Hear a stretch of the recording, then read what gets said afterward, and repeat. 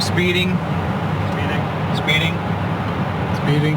5, 4, 3, 2, 1. The world is changing faster than ever.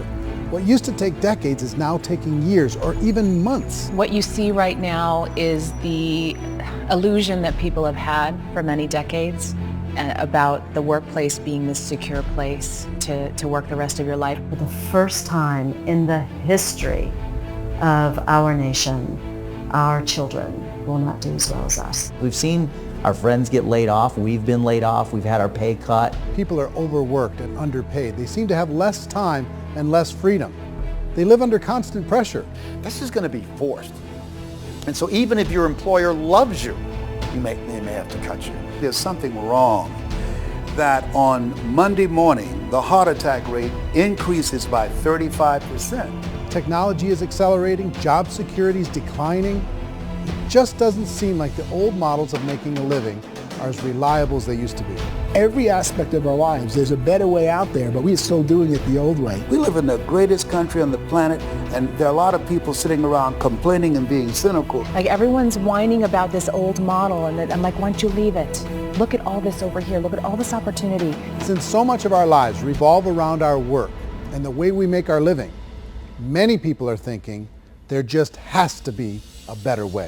The biggest challenge facing our world today is not making money, is what are we going to do with all the displaced, unemployed people? People are afraid that they're going to make the wrong decision. People are afraid of the unknown. People are afraid that maybe I don't have the skills. Hey, sports fans, industrial age is over. It's dead. It's dying. That's why going to school to get a job is an obsolete idea. A steady paycheck is an industrial age idea.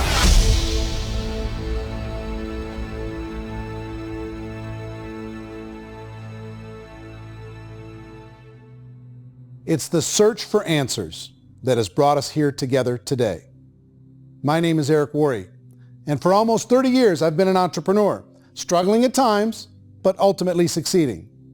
As a best-selling author, speaker, and business owner, I've spent my entire career helping millions of people around the world to become entrepreneurs. And I believe strongly that there is, in fact, a better way when it comes to how we make a living. The career landscape has changed dramatically, and many are still working in a model that is completely out of date. What worked for previous generations isn't working as well for people today. In this film, we're going to explore 3 important questions. First, what's really going on in our working world today?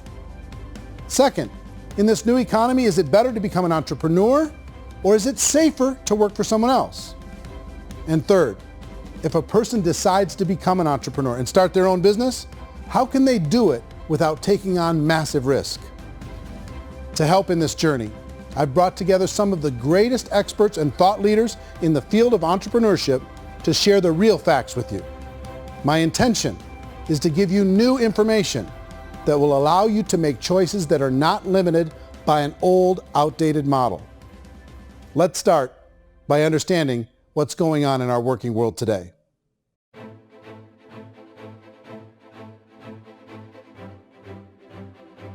Let's look at unemployment. 30-40% of the people are honestly not working, but would be working. What our government does is if you haven't found a job in 6 months, we don't call you unemployed. We pretend you dropped out of the labor force. I've often said that unemployment, particularly structural unemployment, that's unemployment due to technological changes, is the first sign of economic growth. Think of it, 10 people live on an island. They go out every day and fish. One day, new technology shows up. A missionary brings them a net. Now, using the net, one pilots the boat, one throws the net. 2 fishermen can do all the work 10 used to. That's a 500% increase in productivity, 2 doing the work of 10, in one day. You don't have to learn a lot to learn how to throw a net instead of throw a fishing line. The island's got a big problem, 80% unemployment. But the island still has all the wealth of the fish because the 2 people produce as much fish as 10 did. Now, of course, looking back in history, these changes used to take thousands of years. And during that time, we went into farming and transportation. Some of us became doctors and some teachers and lawyers, and we developed all these new professions and new manufacturing jobs. Today, these changes are occurring literally in one day when a new technological advance occurs, and we don't have the social structures to deal with it or to retrain the unemployed people. So one of the things that I think is interesting as I travel across the country and really travel around the world is the way that we work and the way we get paid for work is changing pretty dramatically. On a global basis, everything is being turned upside down because of the rapidly advancing technologies. They are eliminating many jobs, and we have been left with many people not prepared for the jobs that exist. A lot of demand in public companies was to squeeze out all the fat and to get just as much margin as we possibly could, and fat equals humans. So this idea of job security in information age is so obsolete, but it's still taught inside our school system, and that's where the problem starts. There's no financial education in school system, and people are still trained to be employees who work for that paycheck. This is a chart on the middle class. What's happening in the middle class, those that went to school, their incomes have been coming down for years. And parents still say to their kids, go to school, get a job. Now what happens to all those middle class people who are dropping off the ends of the chart? Well, they become what's called working poor. And this is what happens to working poor. But they say poverty is ending. Well, poverty may be ending, but working poverty is going up. And this is food stamp usage. So food stamp usage in America is going through the roof right now because people cannot earn what they call a living wage. Most people have experienced financial pressures that I think are probably greater than they have been in the past. If you're not working for yourself, then it's going to be a pretty hard road for a lot of people. Today, if you're going to control your future, the 40-40 plan is gone where you can graduate from college and get a job and work for 40 hours a week for 40 years. That day is gone. So some of these charts actually tell you what's going on. And this is a really interesting one, you know.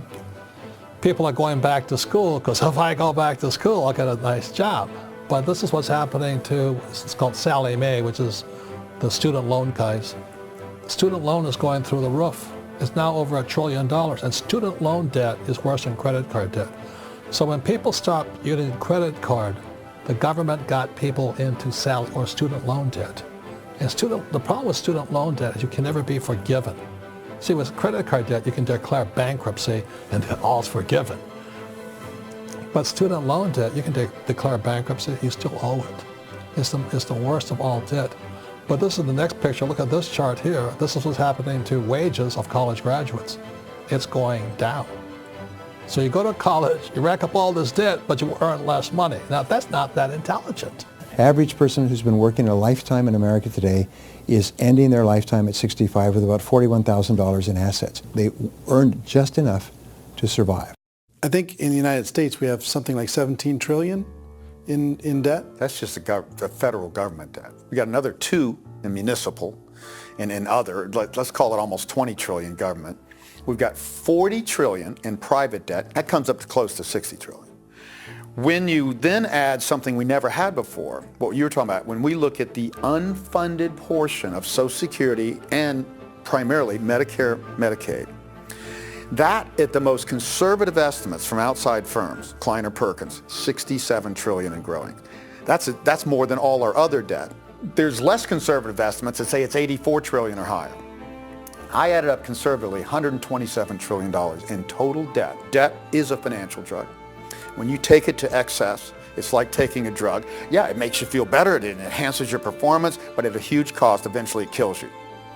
And so that's what happens. We keep doing more and more debt, and you get less and less results, just like a drug, until the debt gets so high that it crushes the whole system. That's where we're at, 8.2 times GDP.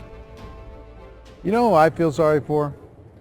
I feel sorry for the person who dreads going to work, who is sick to their stomach on Monday morning, who hates their alarm clock, who gets a little glimmer of hope on a Wednesday because it's hump day and says, thank God it's Friday.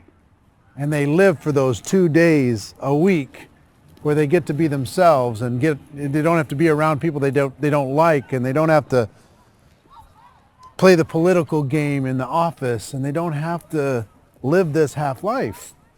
The person that works 50 weeks a year just to be able to have the 2 weeks for vacation. And you know what happens to most of them? Nowadays, they don't have a vacation. They have a staycation. They have time off of work, but they don't get to go where they want to go because they're overextended. They've got all this debt. They got all this situation. They hate their alarm clock. They can't sleep until they're done. They have to spend most of their life in traffic. I feel sorry for that group of people because there's a better way. They just don't know it. I see this really interesting attempt at rugged individuality in a 6x8 rectangle.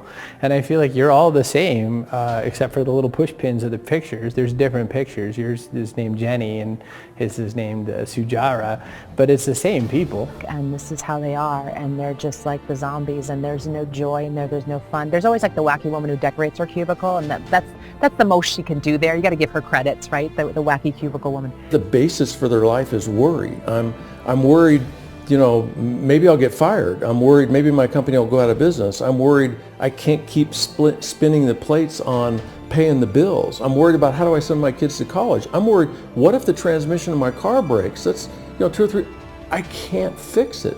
People live in a sea of worry, and it eats at them. Those signs that people held up during the Depression didn't say looking for gainful employment in a cubicle. It said looking for work. Work is what we're looking for. Job is just a unit of measurement.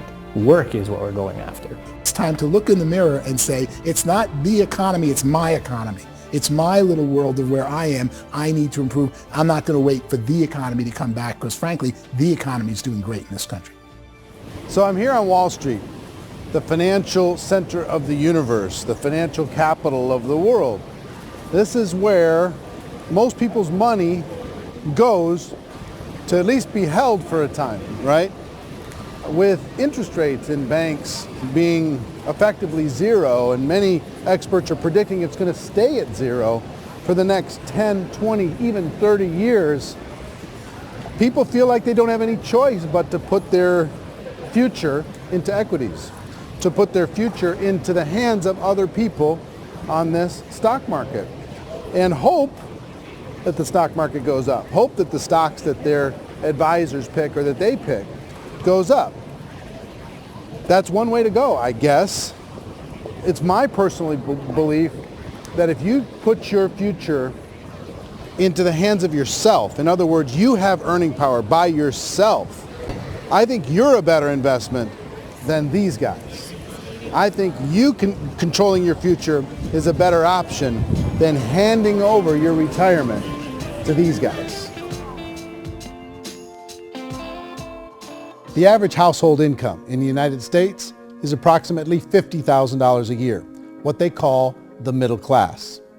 To reach the top 25% of income earners, you'd need to earn at least $90,000 a year. To reach the top 10% would be a household income of $140,000, the top 5%, $190,000, and to be in the top 1%, you'd need a combined household income of at least $380,000 a year. So here's the question.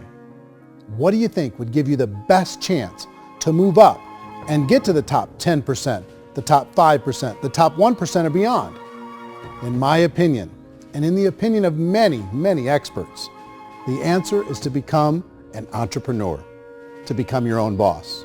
I think you have to be a business owner. I can't, the only time I ever say to someone it'd be great to be an employee is when they've already told me they've surrendered. I only tell people who are wounded spiritually that they should be an employee. And it's that feeling that you get when you pick up the backpack off the little Cub Scout and say, don't worry, little guy, we'll get you back to the camp.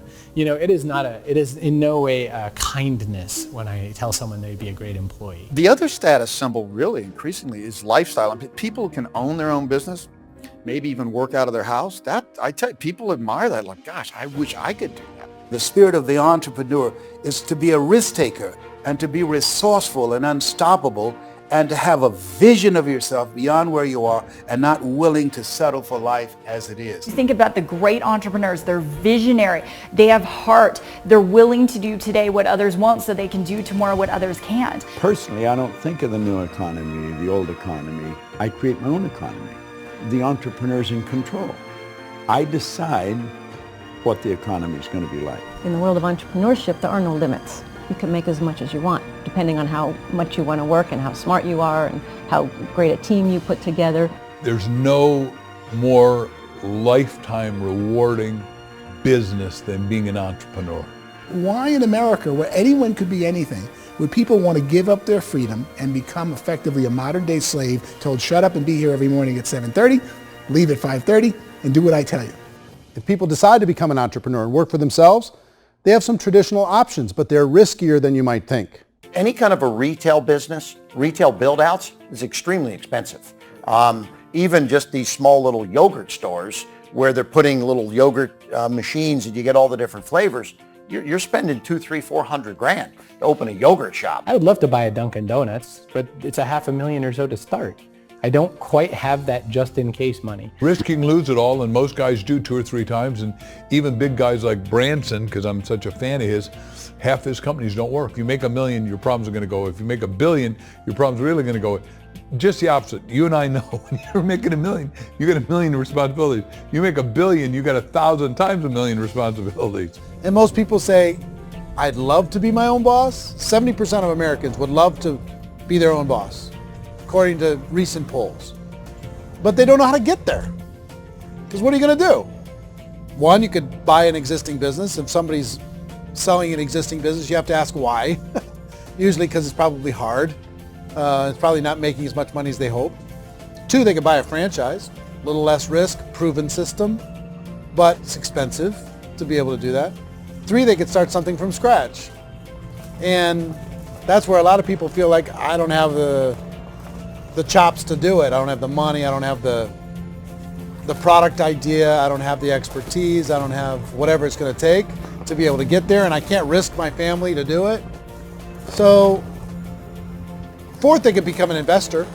A lot of people in this town invest to try and figure out a way, but you got to be pretty smart with that game too, right? Venture capitalists, who are the very best and most sophisticated in investing in new breakthrough businesses, make it on 1 out of 11. That means 10 out of 11 are mediocre or fail. Most of them fail. That's the risk there. An angel investor is lucky to get 1 out of 15 or 20. A business is a team sport. Like, I have to have accountants, I have to have engineers, I have to have system designers, I have to have sales, marketing, I have to have accounting, I have to have mission statements, I have to have legal and all that. The average Joe Schmo, even me, I go out there, I don't have the skills to put a business together. I think the bottom line for the 4 traditional options is they take money, sometimes a lot of it. They take expertise, and they take time. All of that adds up to just too much risk for most people. I bought a business from somebody else, and it was a lot of work. And you start wondering, what did I just buy? Because I guess ultimately I own your email list, and I just overpaid for it. People that start their own business, they spend a lot of money, they spend a lot of time, a lot of effort to get things started. And the more you invest on the upfront, the harder you typically work at it. I can tell you what the success rate is of a restaurant. What is it? They're crazy enough. About 90% of them fail. About 90%, in how quickly? Year or less. Wow. And if we're talking non-franchise, we're talking franchise, Sure. That's totally different. Yeah. But our students aren't getting franchise restaurants. You got to invest big money. Exactly. And with someone like McDonald's, you've had to work with the company for a long period of time, really know the To even have a business. chance at investing $1 million. Have a chance, and it's a slim chance. What if there was a way that you had all the proven aspects, the comfort aspects, and you could still control your own life? What if there was both? In other words, you didn't have to create everything from scratch. You didn't have to be a super leader. All you had to do, what if there was a proven product already? You didn't have to create the product. And there's a proven system already, proven training already. Everything except an employer. That was the only thing that you didn't have. Do you think more people would be open to working for themselves in that environment?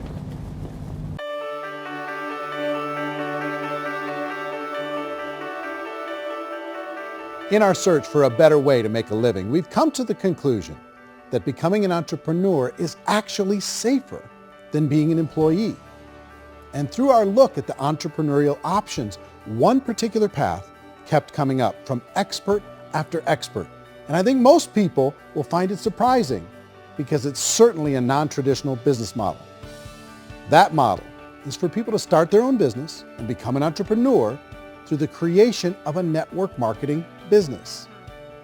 Some people call it direct selling because the product is being sold directly from the manufacturer to the end consumer, cutting out the middlemen. Other people call it multi-level marketing, or MLM, because there are multiple levels of commissions paid. The most common term today is network marketing, because network marketing best describes using a large group of independent distributors, independent entrepreneurs, to move a product or service more efficiently. So my friend here, Donald Trump, and I, we always write about the network marketing industry. And the reason we support the network marketing industry is because it really is a business school for entrepreneurs. Because most people come out of school looking for a paycheck. Oh, that's terrible. I went to network marketing like that. I think if it didn't exist, we should invent it. It is that good. I think direct selling is a great way to do business today. It's very easy to get into that industry, and you can be self-employed, be in effect an entrepreneur. When we see multi-billionaires adding network marketing companies to their portfolio of companies, that would be a clue. When we see people who are very famous authors and very famous business people endorsing the industry, that would be a clue. These network marketing companies aren't $50 million companies. They're billions and billions of dollars. They lead the stock market. They're major companies. When we're going to get it? You know, and you're going to school to work for a paycheck. But if you want to be rich, be an entrepreneur. And network marketing gives you the spirit to be an entrepreneur. A traditional company will spend up to 50% of their total revenue on marketing. Network marketing companies use a different approach. Instead of having all that extensive marketing expense, they utilize a network of independent distributors to do the marketing for them. Now, why do they do this? First, because word-of-mouth advertising is so much more effective today than traditional media advertising. Second, some products need to be explained or demonstrated, and an independent salesperson can do that more effectively than an ad campaign. Third, it's completely efficient. The company only pays for the marketing of their product if a sale happens and not before. Imagine if Amazon allowed you to become an independent distributor and paid out 40% of its revenue to that distributor group. All you had to do as a distributor was recommend a product, and if a person bought it on Amazon, Amazon would take care of all the logistics, and you'd get paid for bringing the customer. Now imagine you got paid for every purchase that customer made for the rest of their lives. Well, Amazon doesn't offer this option, but network marketing companies do. 85% of all buying decisions in our society are made as a result of word of mouth or reputation. We're recommending things to each other all the time. You know, who's your dentist? Who's your doctor? Who's your lawyer? What detergent, are you using? What legal system are you using? What product are you using? We're talking to each other about the things that we love anyway. When you go into a big box retailer, you're lucky if the clerk looks you in the eye, much less gives you any detailed or accurate information about what you're purchasing. So of course, this personal information, this education coming from a friend, a neighbor, a relative, or even a stranger, but one who has experience with the product is extraordinarily valuable. As a matter of fact, network marketing can educate consumers probably better than any other form of marketing. It certainly can do better than advertising because advertising usually has a certain hype to it and you can only get limited information. So, network marketing trumps advertising. If you were a typical sales company and you wanted to sell $1 million a month worth of product, you might go find 100 superstar salespeople. The quota would be $10,000 a month. So network marketing as a distribution system just flips the numbers. So we use 10,000 happy, raving fans of a particular product, and we don't concern ourselves so much with how much product each one of them individually sells. If they sell just $100 or $200 a month, and there's 10,000 of them, you're selling $1 million to $2 million a month worth of product. And that's the best way I can explain how network marketing works. This is the marketing arm of the company. There's not money being wasted on bricks and mortar. There's not money being wasted on inventory that's sitting stagnant somewhere. There's not of employees standing around that don't have customers. These are people that are going to connect with customers. These companies allow people to become independent distributors for extremely low cost and with no minimum time or sales quota. Essentially, they own their own business and can provide as much or as little sales as they choose. In other words, The distributor gets all the benefits of traditional business ownership without the risk. The advantage of network marketing is the ease of entry, the low risk, and the low startup cost, because almost everything else has very high risk. You can get in for a minimal investment. You're buying into a system that's already been proven, products or services that have been proven to work. The keys to network marketing is providing an opportunity for the masses to get involved, providing an opportunity for the average person who doesn't have the resources to start their own business.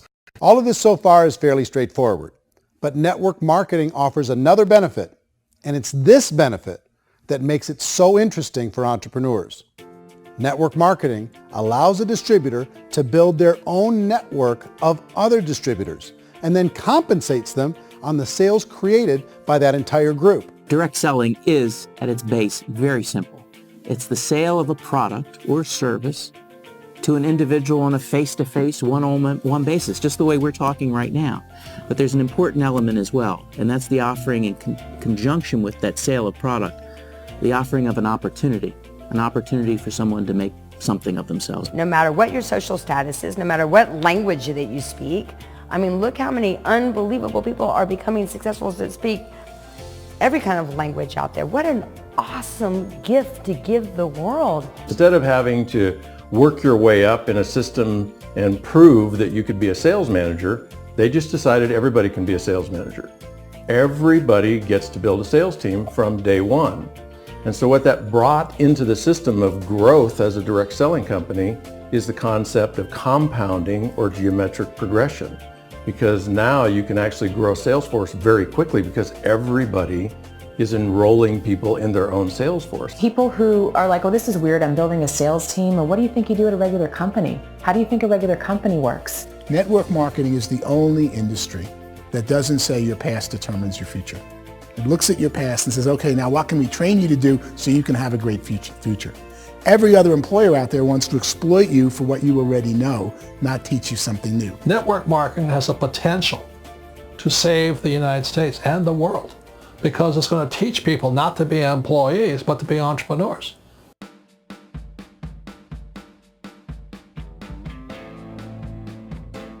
According to the Direct Selling Association, if you add up all the network marketing companies around the world, they combine to do over $178 billion a year in retail sales.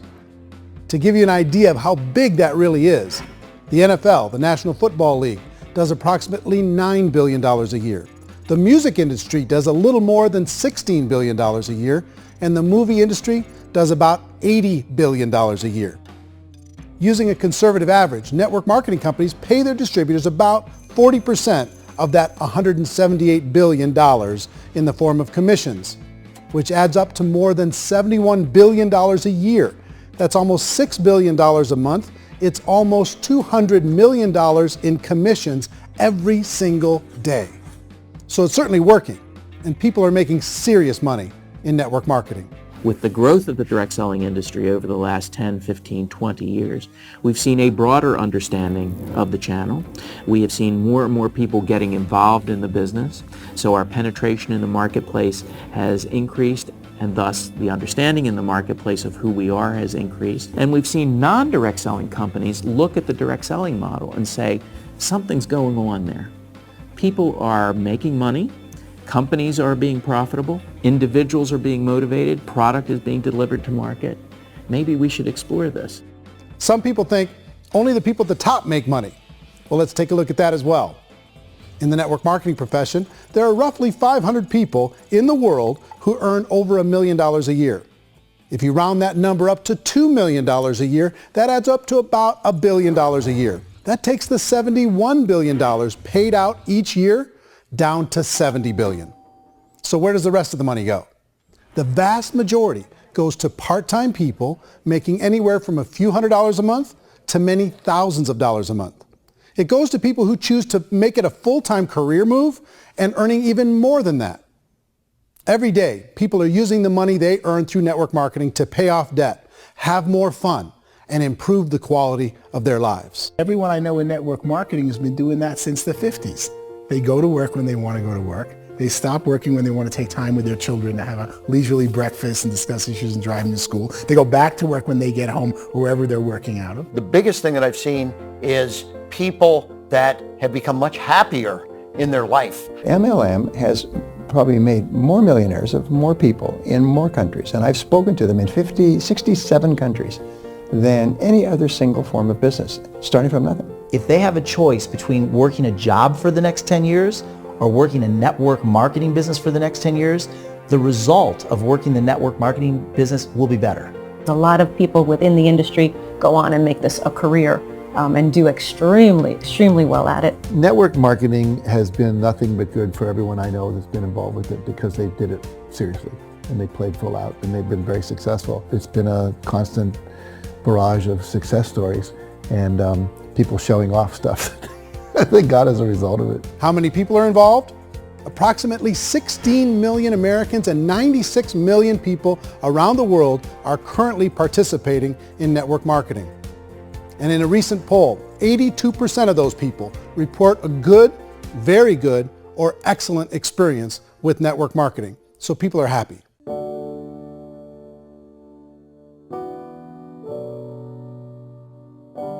So I've taken a look at the network marketing profession and really tried to understand why so many people are confused as to the validity of this as a business. One is this pyramid shape. People get really messed up with this pyramid. Oh, it's one of those pyramid things. So I just think there are a lot of haters out there who really don't understand the industry and say, oh, it's a get-rich-quick scheme. It's a pyramid. Well, corporate America is a pyramid scheme. You know what I mean? It goes like this. You have thousands of MBAs, let's say working for Ford or General Motors or Coca-Cola. If all these MBAs, they're all trying to get to here, that's a pyramid. Only one guy's going to make it. Every 10 years, one's going to make it. Whereas you look at network marketing, it's like this. So you're here, and your job is to develop other CEOs coming up behind you. So it's an inverse pyramid. In network marketing, it's a very simple concept. If you sell product, you get paid. It is paid based on production. There is no first mover's advantage. There is no investment component where the more somebody spends, the more they're entitled to make. So the two are polar opposites of each other. It doesn't matter what shape the company is or the compensation plan is shaped, whether it's a circle or a pyramid or a triangle or a trapezoid, it doesn't matter. If compensation is coming primarily from recruitment, then you've got a problem. On the other hand, if an operation is basing their compensation to participants on the basis of sales, even when those sales are generated by people you've recruited, well, then you're a perfectly legitimate enterprise. That's the legal test, it's the practical test. Another issue that's been true in the past that is no longer true now is people used to be in network marketing loaded up with products that they couldn't sell and they ended up a loser. They ended up with a bunch of product in their garage, they ended up with a bunch of products sitting in their kitchen shelves or whatever, and they thought they could sell it and then they weren't willing to or able to sell it and they ended up with a bunch of stuff and they were bitter about it. There was this thing called front loading where you had to buy if you bought $25,000 worth of product, you got better commissions and all this. Today, it's almost all done by computer. It's direct mail comes from a warehouse somewhere else. You don't have to have all this inventory. You don't have to stock up. It's a paperless world now. Most of it's done online. You have a back office. It really works. And I mean, the technology has changed everything. Third issue is people start talking about 99% of people in network marketing don't make any money. Well, we've talked about that over the course of this journey together.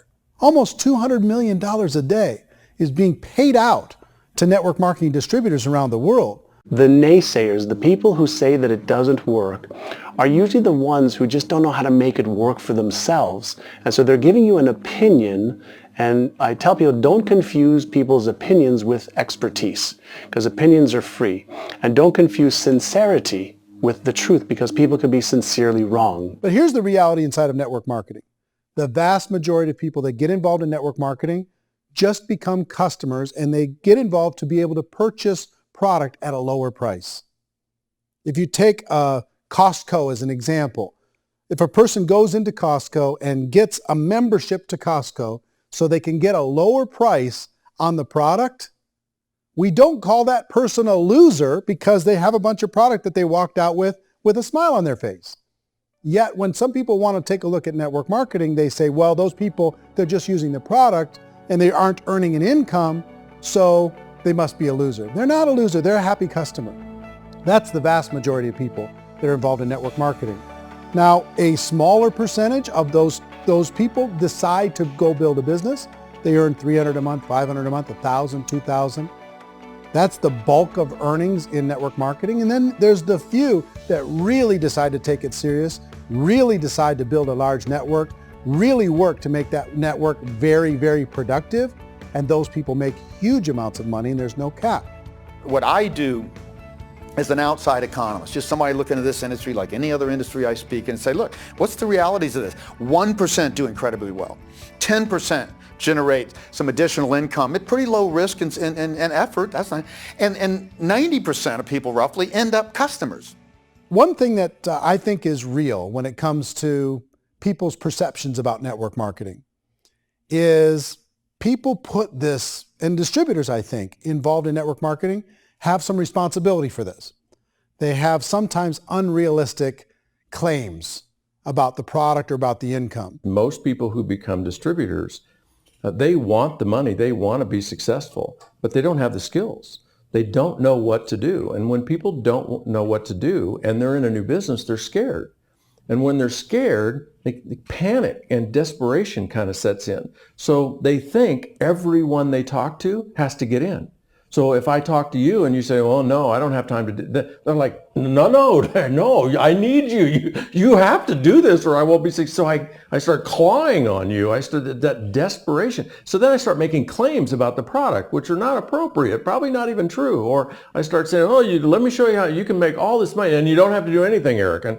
And so you just totally misrepresent the opportunity and you're clingy with people because you think you need everybody to be successful, and you don't. You know, one of the messages that I try to deliver most forcefully to companies as well as salespeople in direct selling is that you don't have to overpromise. The reality is in network marketing, there's a lot of hard work involved. There's a lot of effort. You're going to have to develop yourself. It's a business like anything else. It's going to take some time, but in my opinion, it's better.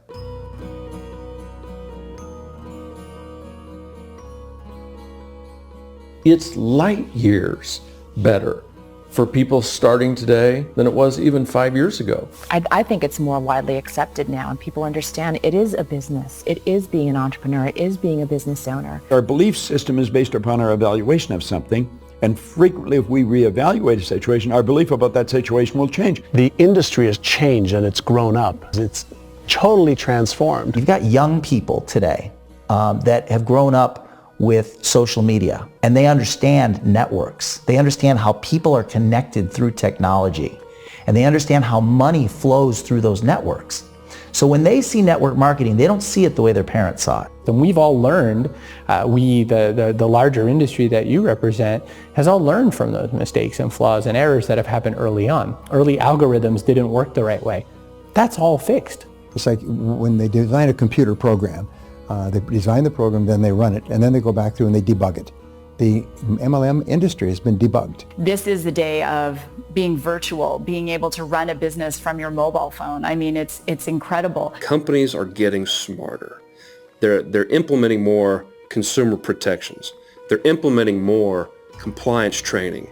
They're doing more with respect to product research. If you do get involved and you make purchases of inventory, even on a voluntary basis, if you decide that this business is not for you, you can leave and have that inventory repurchased by the company. There's no other business that offers that kind of protection on a voluntary, self-regulatory basis.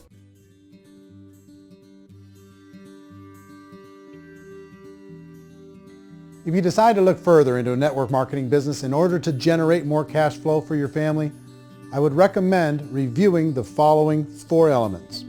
First is the product or service. And on the product or service, I would ask 5 important questions. 1, do you like it?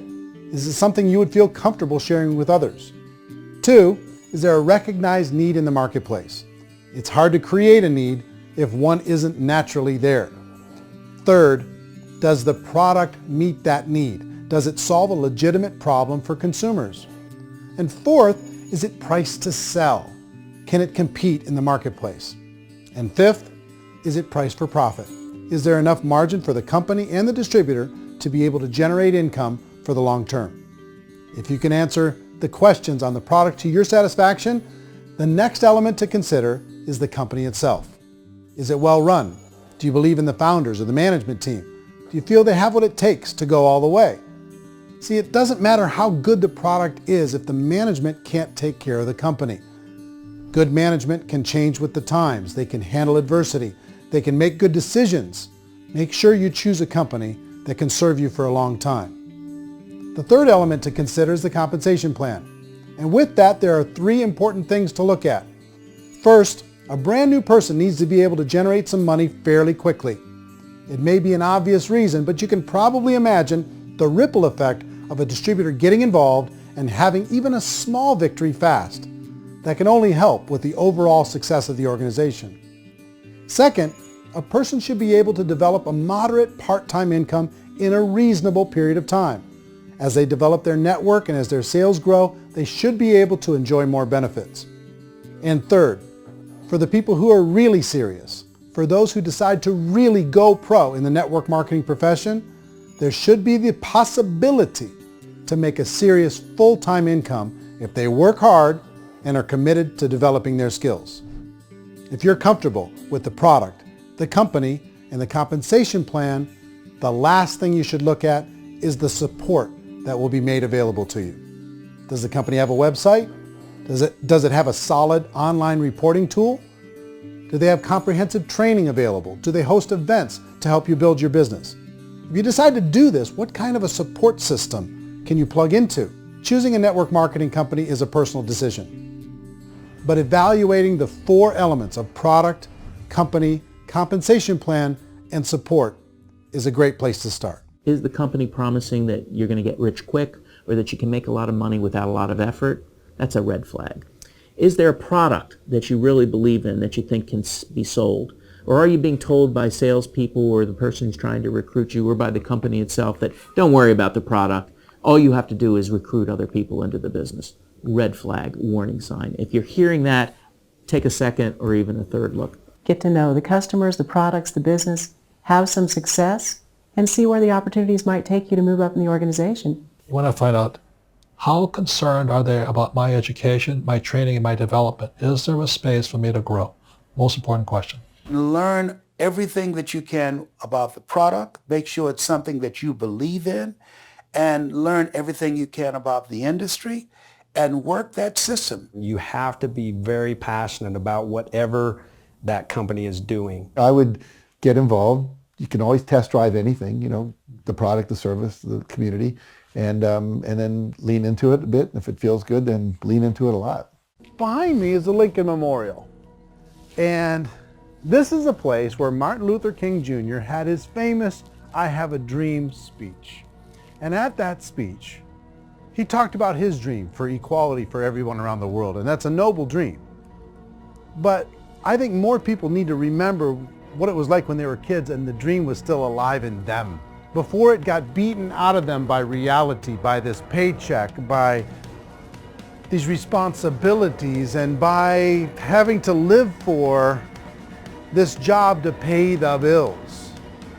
I think people need to remember that, go back to that. Once they know that there's a better way, I think their future is going to be much brighter. They can live a better life.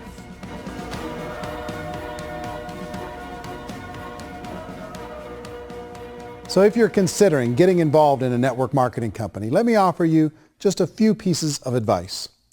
First, network marketing isn't perfect. It's emotional, it's challenging. Like any entrepreneurial venture, it can have its up days and its down days. But if you have an entrepreneurial bone in your body, it's just better. Second, if you're going to do it, decide to be professional. Decide to go pro. It's better to do that than just be this amateur sticking your toe in the water.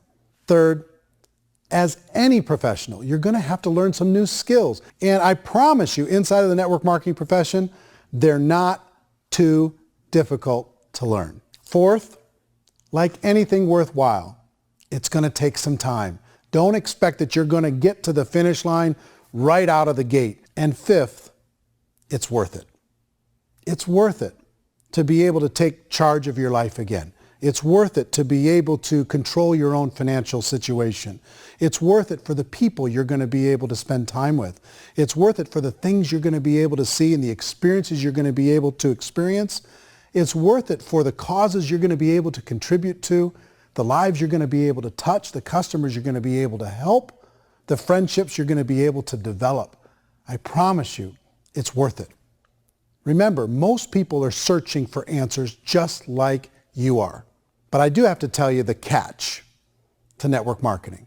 If there is a catch, if you want to understand this from an emotional point of view, people say, well, it sounds too good to be true. It's not. It's hard work. But here's the catch. Most people still don't understand it. So you're going to have to endure the loss of social esteem from ignorant people. The uneducated will think less of you. Now, if you can handle that, you're on your way. If that's going to destroy you, you know what? Entrepreneurship in general probably isn't in your future. If you can face that catch, you can become unstoppable. I want everyone to really contemplate this if they're not in network marketing. You're in a job, you probably have a mortgage, you have rent, you have debt, whatever's going on. You're in a prison. You work just hard enough to keep them from firing you, and they pay you just enough to keep you from quitting. Come on! I've been there, done that, and bought that t-shirt. In network marketing, if you run into failure, it's really just a homework lesson for yourself. There's no one to blame. You really have no excuse not to be successful. You just don't. People don't want to hear that, but there's so much available to you. If you want to be a good network marketer, be a student to the people above you, be a fellow traveler to the people on the same level, and be a teacher to those below, and know when it's appropriate to do which. People who are not afraid of asking people to buy things, or not afraid of persuading people with a chance they may say no, these people own the future. Nothing happens until something moves. So you got to go move, you got to go do something, or nothing's going to change in your life. In the beginning, you're going to do a lot of things that you don't get paid for. But as you go down the road, you get paid for a lot of things that you don't do. And your job is rehabilitate the spirit, the entrepreneur spirit in all of us. You get it back. Either give it a strong yes or a strong no, but no wishy-washy, dilly-dally stuff in the middle. There's dreams and there are nightmares, but I believe that the biggest nightmare of all is when you don't pursue your dream. You're going to see some monumental growth in this profession. It's an exciting, exciting time to be involved with the network marketing profession. The next 10 years, I see just exponential growth. When that tipping point comes, it's not a matter of asking somebody, have you ever heard about network marketing? You're really asking them, which company are you building your wealth in? We are here to fix the world, to improve relationships with other people, to improve other lives. And the real reward comes as an entrepreneur in any level from teaching somebody something and watching them soar. There is no greater reward.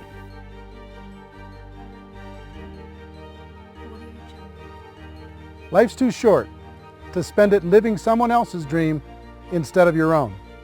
It's too short to spend it living at a fraction of your potential. Can being an entrepreneur be a challenge at times? Sure. But here's what you get in exchange. It can be yours.